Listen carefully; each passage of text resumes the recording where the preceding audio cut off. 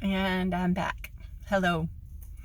So, I was thinking, okay, before I start this video, let me give some background. I realized people are going to be coming into these videos without seeing the introduction. So, what I'm doing here is simply the work of Byron Katie on a belief. If you want to know what the work of Byron Katie is, go to thework.com. You can read all about it. I'm not doing any paid advertising for Byron Katie. She probably doesn't even know I'm advertising for her. But she gives her permission to use her materials freely. We just make sure that we credit her for it so that people can go to the correct website to get the information.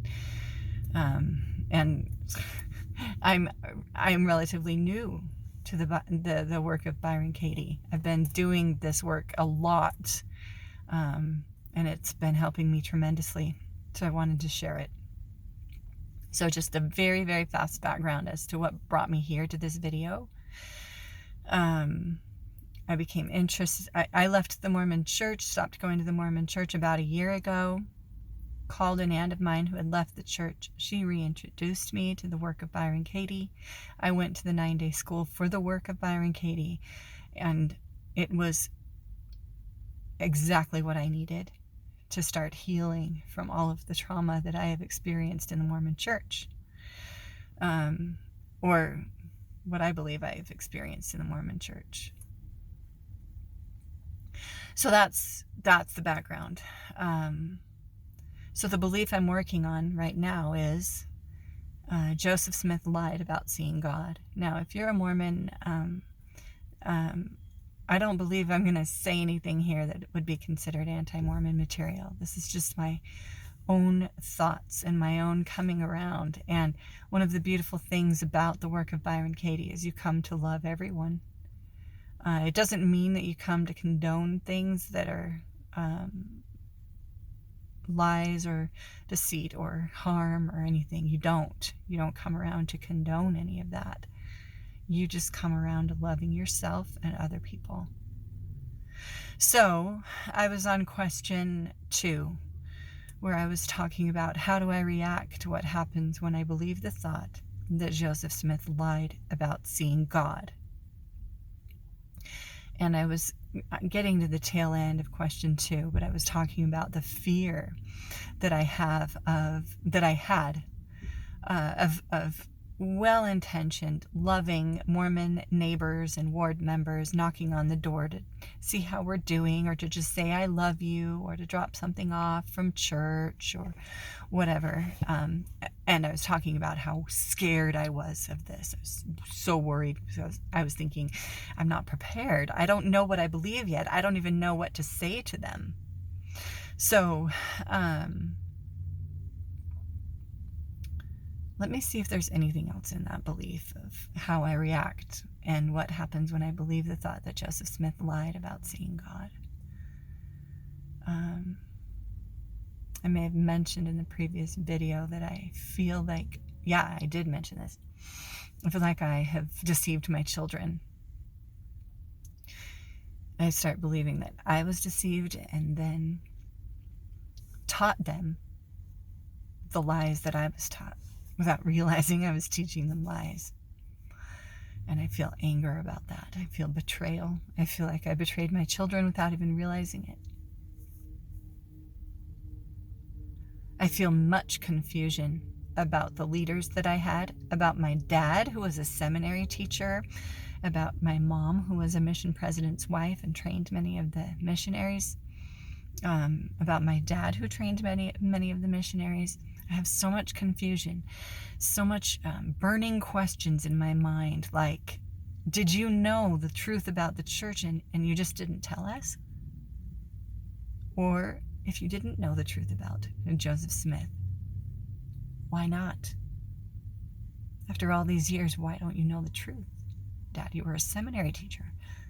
Mom, you taught all these missionaries. Why didn't you look into it before you started teaching other people about all this stuff?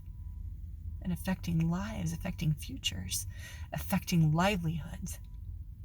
So, yeah, a lot of anger, a lot of confusion, a lot of hurt, a lot of shame over the fact that I didn't recognize the untruth of all of this early on. I start to compare myself to people who did recognize that there was something wrong with the church. Even before these gospel topics essays came out, I start comparing myself with friends and family members who woke up long before I did. And I just feel so angry at Joseph Smith. And I think to myself, either he was crazy, completely like a complete loon, a complete psycho, or he was just a really good con man. And so I'm thinking all this stuff, and just so angry and hurt and ashamed, and I feel alone. So I think it's time to move on to question 3. No, I'm sorry, I was in question 3. Question 3 is, how do you react? What happens when you believe the thought Joseph Smith lied about seeing God? That is question 3. Question 4. So I'm going to take the role of facilitator and ask this question to myself, because I'm also the client. Who or what are you without the thought Joseph Smith lied about seeing God? So I'm going to go back. I'm closing my eyes. I'm going back to the very setting in which I found out that there were all these different versions of the first vision and that they didn't match up with each other. I'm sitting on my bed reading these things on my phone, and I have the thought, Joseph Smith lied about seeing God.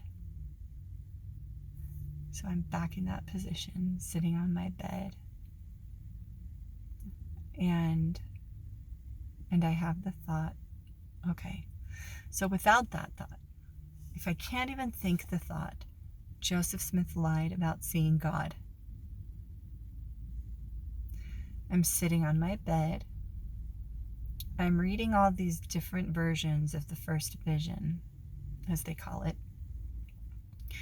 For anyone who doesn't know, the first vision is known in the Mormon Church as the moment at which Joseph Smith saw God and Jesus Christ as two separate beings. I mean, it's the first time he ever saw them. He saw them as two separate beings at the age of 14. This was the story I was taught growing up. So, and it's the story that many of the missionaries teach people who have never heard about the Mormon Church. So I'm sitting on my bed reading about all these different versions of the first vision. And I can't even think the thought that he lied about seeing God. If I can't even think that thought about him, I'm reading these versions.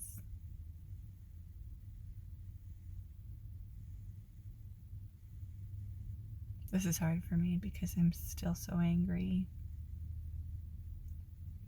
So I'm going to do the best I can. I'm going to go very, very deep and just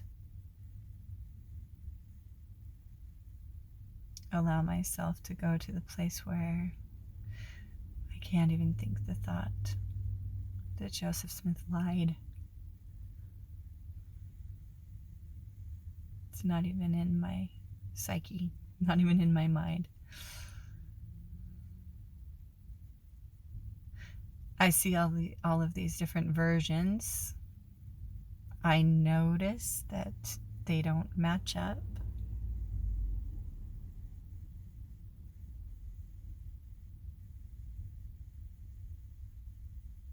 I find it interesting and curious. And it's really fascinating to me to read these firsthand versions of the first vision. It's like a treasure hunt. It's like a new discovery. It's exciting. I feel grateful for the church and anyone else who put out these resources so I could read all of these different versions of the first vision. I start to become very curious, like, how did he come up with all of these different versions, and why did it take him 12 years to even write down one version of the first vision? It's so curious to me. And I start thinking, were his writing skills so bad that he had no wherewithal, or maybe it didn't even cross his mind to write down this vision of his?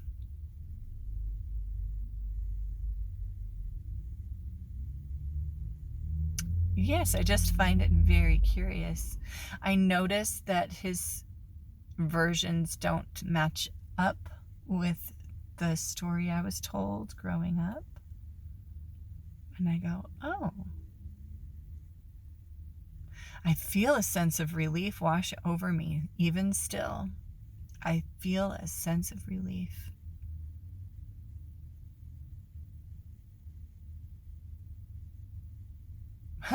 I even think to myself,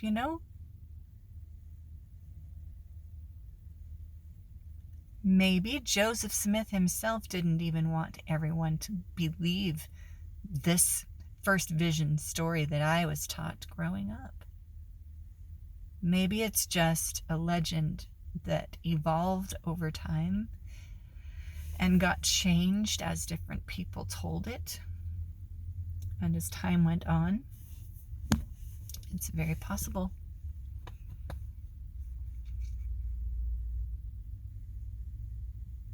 I feel a sense of relief. I feel a sense of relief that, wow, I don't have to worship Joseph Smith. I don't have to believe he saw God. These different versions show me that we just really don't know what happened. For all we know, he didn't see anything at all. What a relief. What a relief. I still feel this relief, like I don't have to be tied to this church that is making me miserable.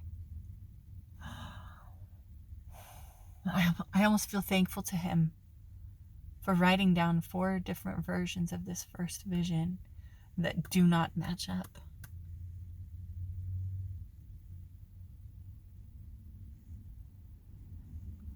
I see some honesty in him. Because a dishonest man would make sure, a dishonest man who really wanted to con people into a church, I would imagine, would be very careful about making sure that every time this first vision got written down, it was written down verbatim, exactly the same. I would think so.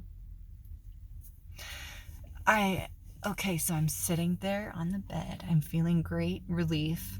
I'm feeling this sense of relief that I don't have to believe in this church that has been miserable for me. I still feel a sense of relief, like, maybe I'm not crazy. Maybe I can trust this feeling that I've been having for so long, for years, for decades, even my whole conscious life. I can trust this feeling that there's something wrong. I'm not crazy. And I mentioned that as part of question 3, but really, that's a big sense of relief. That restores my trust in myself. It restores my trust in my own judgment. And I do. I feel gratitude to Joseph Smith for this. I feel gratitude to the church for this. And I kind of start to think, I wonder if there are people who are, in these 12 apostle callings or these prophet callings in the church who are in too deep to get out themselves, but they're trying to send out a rescue boat to everyone else. I don't know. For all I know, that could be happening. I just feel a sense of gratitude that these resources are out there and that there's someone who wants to be honest. And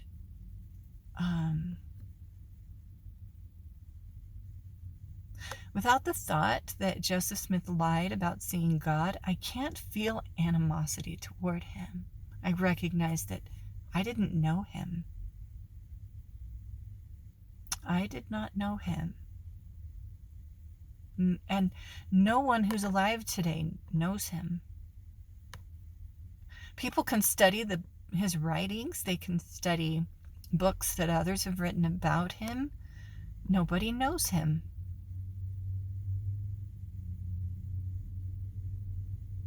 So that's another part of this relief I'm feeling.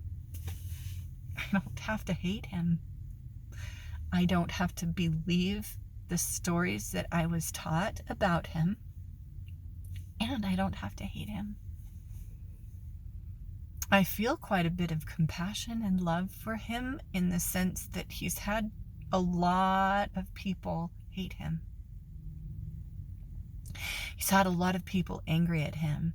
I'm talking about people who are alive today. I've seen podcasts and things, and there are people who just downright hate him. So I feel some compassion for him. I feel some compassion for those who love him. I feel compassion for those who almost worship him.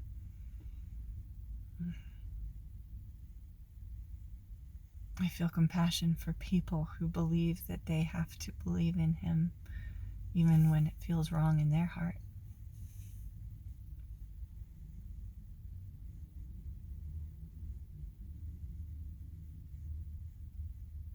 I don't feel any fear about sharing what I believe.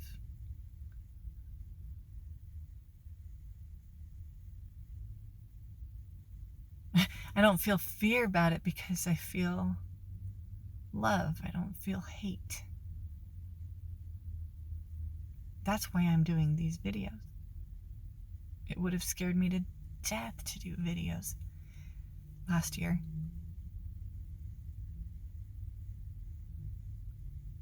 Last year I was still full of hate. So now, without this thought,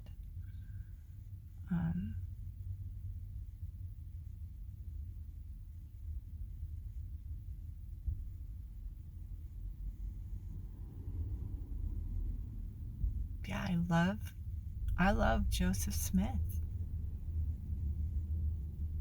I don't know what he did.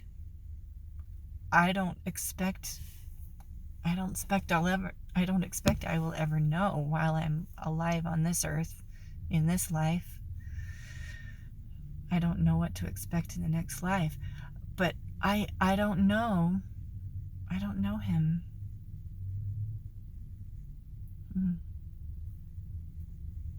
And I don't need to. And I don't need to believe that in this church that he apparently started. See, we don't even know that. And I am so relieved and so content in not knowing. I don't even know if Joseph Smith was the one who restored this church. I don't know. And I love the fact that I don't know. And I don't have to know.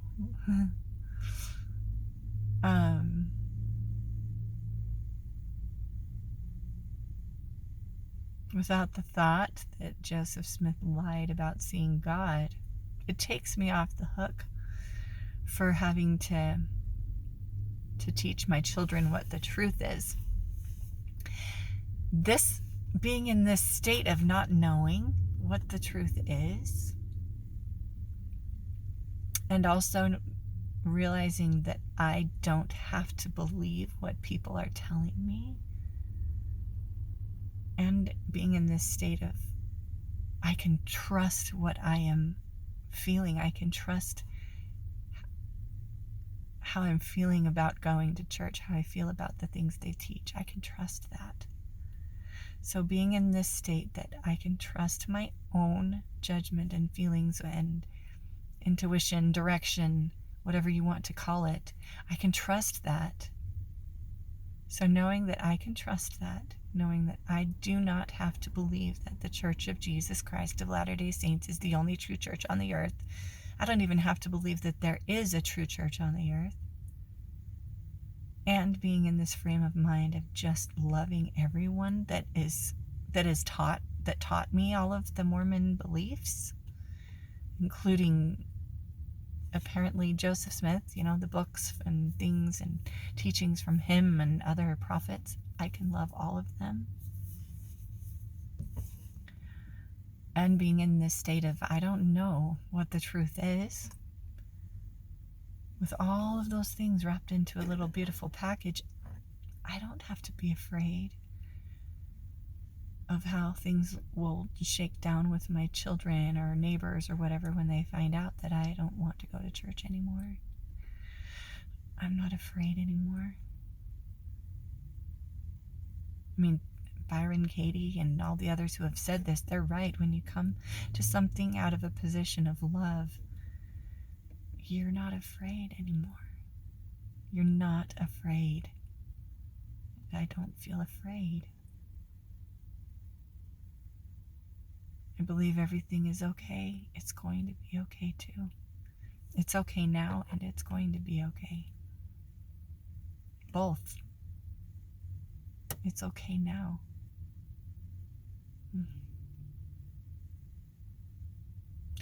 So then we go to the turnarounds. So the original statement, Joseph Smith lied about seeing God. I can turn that around. Joseph Smith told the truth about seeing God. For all I know, he did tell the truth about seeing God. Another thought I had is there are some people who believe that God is in every one of us, that he's literally in every one of us. So for all I know, Joseph did see God. He looked in the mirror. Or, for all I know, he did see God.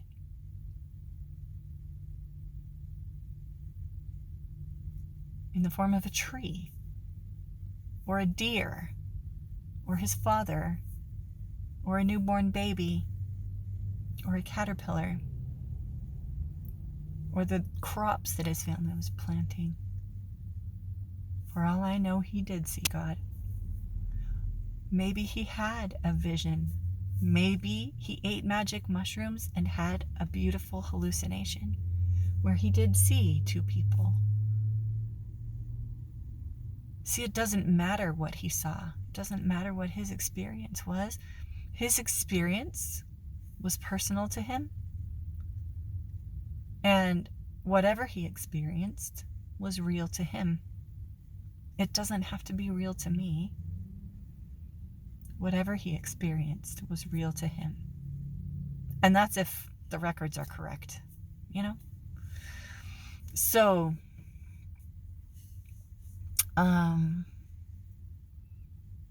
another turnaround. Let me see if there's any more. Joseph Smith did see God.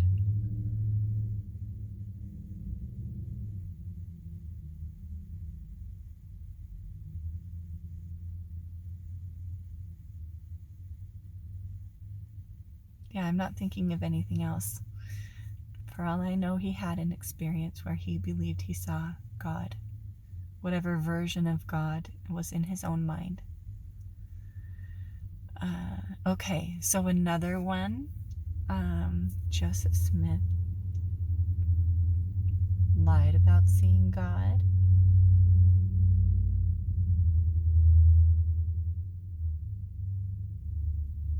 one possibility is I lied about seeing God. Let's see. Okay.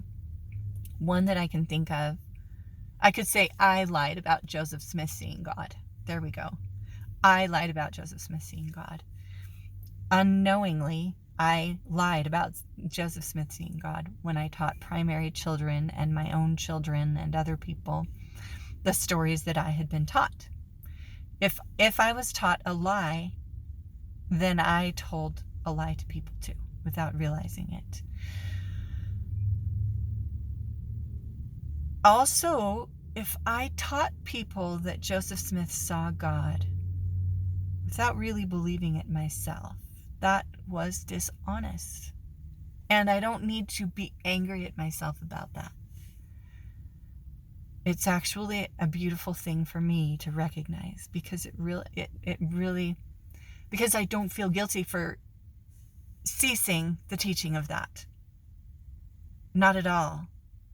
I feel more honest and more authentic because I'm no longer teaching something that I don't believe is true anymore. I'm no longer teaching something as truth without knowing myself that it's true. I lied about seeing God. I lied about Joseph Smith seeing God.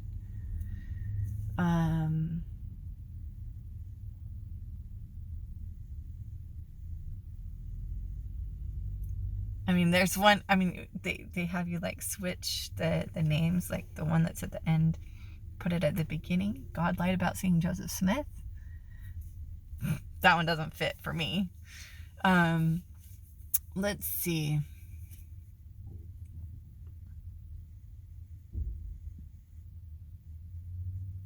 So I think that's pretty much it right now. At this moment, I find it pretty impossible to have any animosity toward Joseph Smith himself.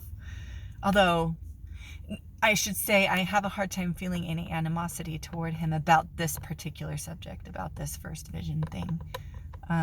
There may still be some in there. And what Katie says is, if you're still having a problem about something, if you still have any negative feelings about it at all, you go back and you go through these 4 questions again. Any belief that pops up. So for me, like I can tell that there's another belief popping up about polygamy. So I need to go back and do the work on that. And Katie calls this picking up the breadcrumbs, going back, and every little issue that comes up, this is what we do. I mean, I still have this.